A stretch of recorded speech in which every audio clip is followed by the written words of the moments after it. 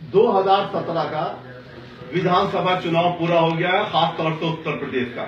जहां पर भारतीय जनता पार्टी ने ईवीएम का इस्तेमाल करके इस चुनाव को बड़ी बेहतरीन तरीके से जीत कर दिखाया है और चुनाव आयोग जो है वो एक तमाशा बन के रह गया है। अब ये सुप्रीम कोर्ट में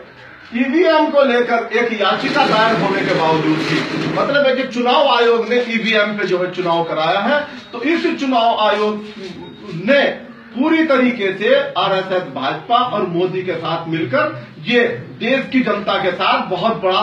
धोखा किया है। जो भारत देश पूरे दुनिया के अंदर एक लोकतांत्रिक देश कहलाता, उस लोकतांत्रिक देश को मजाक तांत्रिक देश इन्होंने बना दिया है। प्रधानमंत्री मोदी ने जो विदेशों में दौरे किए थे और विदेशी जो साम्राज्यवादी देश हैं वो ये चाहते हैं कि इस देश के अंदर भी तानाशाही और फांसीवाद कायम हो जाए, तो उस तरफ इस देश को बढ़ाया जा रहा है और इस तरह से इस देश की जो जनता है उसकी भावनाओं से खिलवाड़ किया गया है। जहां बाबा साहब भीमराव अंबेडकर के द्वारा बनाए गए संविधान को ताक में रख दिया गया है, वो दलित समाज भी जो उनका अनुयायी बनता है वो भी पूरी तरीके से खामोश है। तमाम विपक्षी पार्टियां ये जानने के बावजूद कि ईवीएम में घोटाला करके ये चुनाव भाजपा जीती है, सारी की सारी विपक्षी पार्टियां नपुंसक बनी हुई है, जनता को सड़कों पर लाने को कतई तैयार नहीं है। अब आप ये देखिए कि 400 रुपए का सिलेंडर 800 रुपए का हो गया है, 200 रुपए की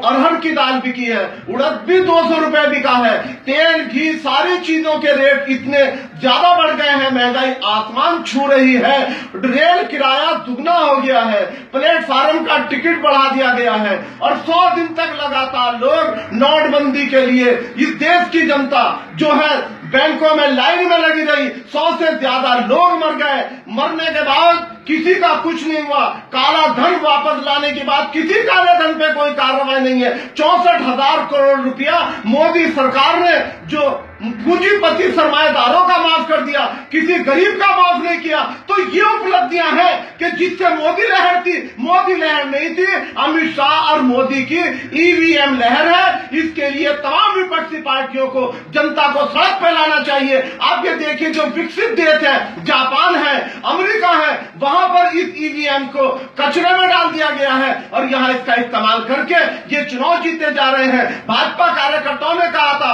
कि जिस नतीजे आने से पहले कि हम लोग जो है चुनाव जीत रहे हैं, बहुमत से जीत रहे हैं, तो उन्हें पहले से पता था कि ईवीएम में उनकी सेटिंग हो गई है। और अमित शाह ने यह कहा है कि 2019 का लोकसभा का चुनाव भी भाजपा जीतेगी, तो उन्हें पहले ही पता है क्योंकि ईवीएम मशीन जो है उन्होंने पहले ही सेटिंग किया हुआ है। 2014 का चुनाव भी भाजपा ने ईवीएम से जीता है, असम का चुनाव भी भाजपा ने ईवीएम से जीता है और ये उत्तर प्रदेश का चुनाव भी भाजपा ने ईवीएम से जीता है। नपुंसक विपक्ष को जनता को सड़कों पर लेकर आना पड़ेगा और इस ईवीएम के विरोध में जैसे उत्तराखंड में जनता खड़ी हो गई है, इसके विरोध में आना पड़ेगा। इस चुनाव को रद्द की तरफ जाना पड़ेगा, इसे रद्द कराना पड़ेगा। जनता की भावनाओं से खिलवाड़ करने वाले जो ये देशभक्त बने फिर रहे हैं, तो भगत सिंह की शहादत पर 23 मार्च को इन्हें नंगा कीजिए और इन्हें जेल भिजवाने का काम विपक्ष को और इस देश की जनता को करना चाहिए। जनता को